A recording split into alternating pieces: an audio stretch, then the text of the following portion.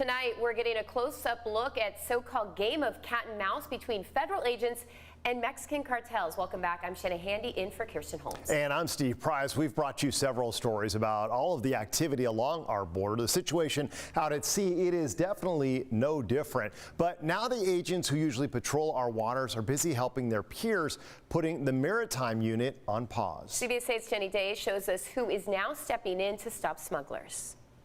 Sophisticated smuggling operations have been using international waterways for decades now, but we are seeing a spike, with many people paying as much as $20,000, all with the hope of making it into the U.S. There are people that get lucky, and it happens every day. Most recently, a small ponga washed up on the beach in Carlsbad. 17 life jackets were found on board. Hours later, a fishing boat arrived on South Mission. About 20 people risking it all for a chance at a better life. 5 people from this group were apprehended. The rest are unaccounted for. We've seen a 771% increase in human smuggling activity. Now, that is our apprehensions. So we're only getting about 30% of what we know is out there. Lifeguards spotted this one first. We've seen all range. We've seen capsized vessels. We've seen vessels run up on reefs. I got a first-hand look at the multi-layered approach in the efforts to stop human smuggling. From Customs and Border Protection officers at the port, to cameras, sensors, and Border Patrol boots on the ground, to the Navy and Coast Guard patrolling the air and sea, and sometimes even that's not enough.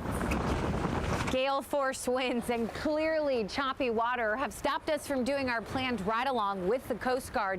But they say this is actually a time during stormy weather that smugglers take advantage of, all to further avoid apprehension.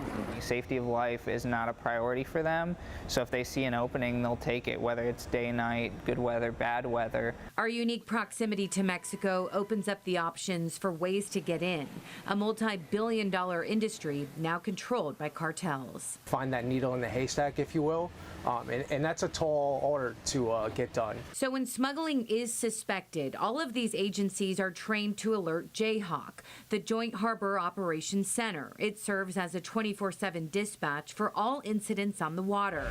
Especially important right now with the Border Patrol's maritime unit on hiatus. Coast Guard provides the extra set of eyes at sea, but are admittedly also stretched thin. And there might be multiple interdictions in a night that we have to handle 20 people by ourselves.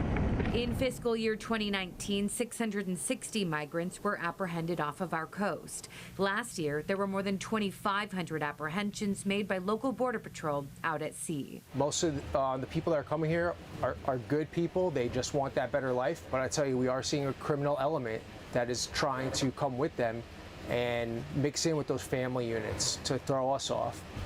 So we have to do our due diligence and make sure we know who's coming into the country. These boats are often gutted to make more space for as many migrants as possible.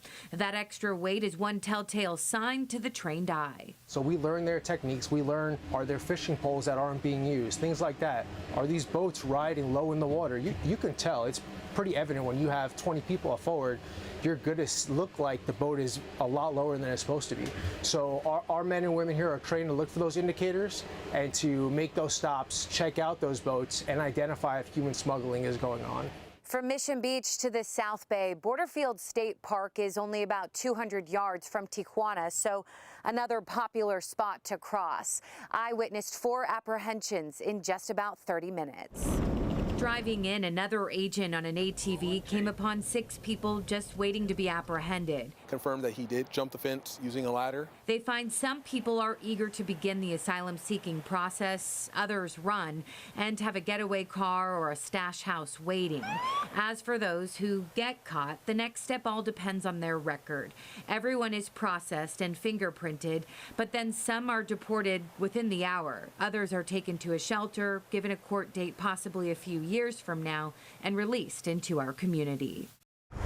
Agents say they do the best they can with the resources that they have, and they're grateful for the many partner agencies.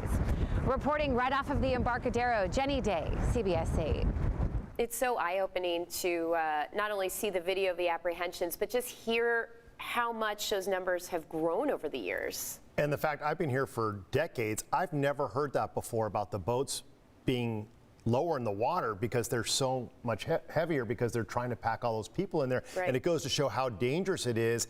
And it makes you wonder how many people are lost at sea that we don't even know about, risking their lives trying to come over. So Exactly. Yeah, they're doing great work out there. That's Yeah, for they sure. are. Saving lives. Yeah, so keep up the good work. Thanks for that report, Jenny.